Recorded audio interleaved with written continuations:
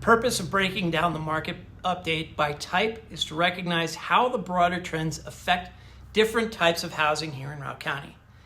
Are there major differences between how sales are impacted in single-family homes or condos and townhomes? Let's not waste any time and see what happened in September.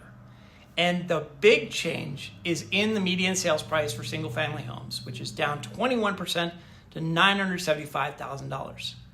This is big because we have not seen many prices lower than the previous year, and when we have, it's been a relatively small shift.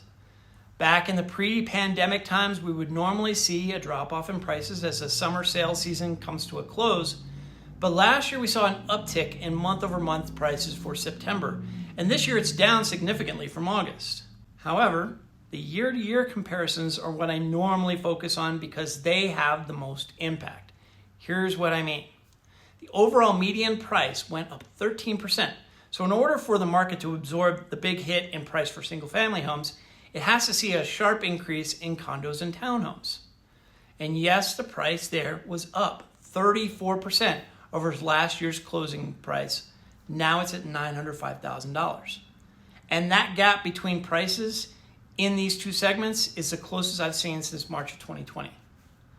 The number of sales is off for both categories by a similar percentage, 38% for homes, 35% for multifamily units. What it's telling is condos and townhomes are only off 1% in total sales volume for September, and single families are off by 44%.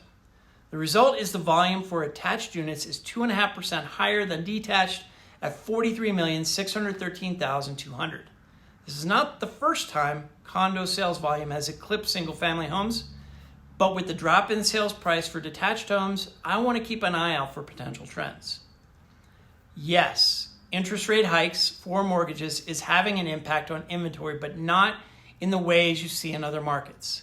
In many other places, you are seeing skyrocketing inventory compared to last year. Not here in Steamboat. New listings are down 40% for attached homes and 60% for detached homes. What we are seeing is it's taking longer for homes to sell. It only took 9 days to sell a single-family home last September. It now takes 23. That's an increase of 156%. For condos, the increase was even more stark, 233%, because it went from 6 days to 20.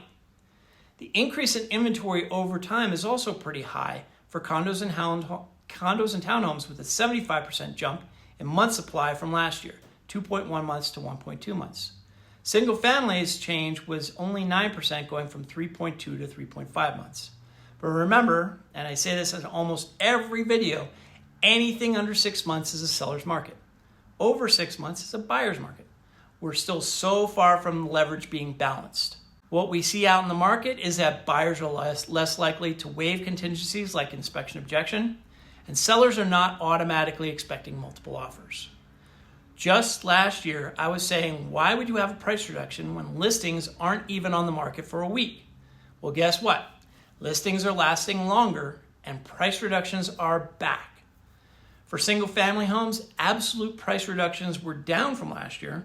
However, there were fewer active listings as well, so the relative price reductions increased by 8%. On the condo and townhome side, active listings were down and absolute price reductions almost tripled, from going from 10 last year to 27 this year. And I'm betting we see that continue.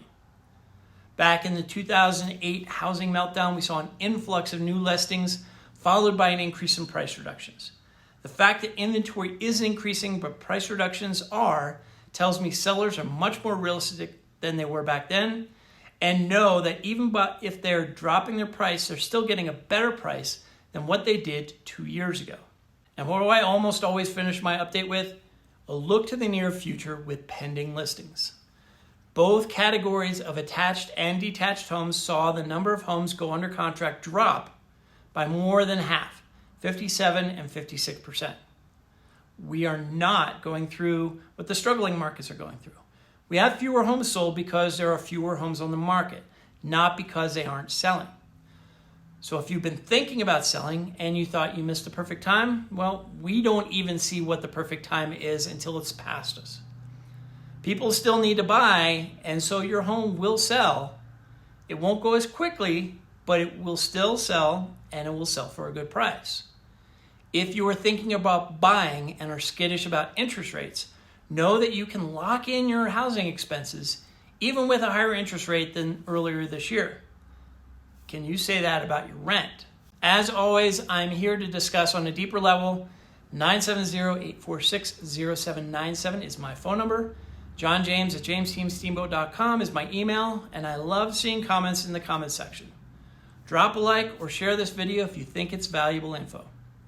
I'll see you in the next video. Until then, take care.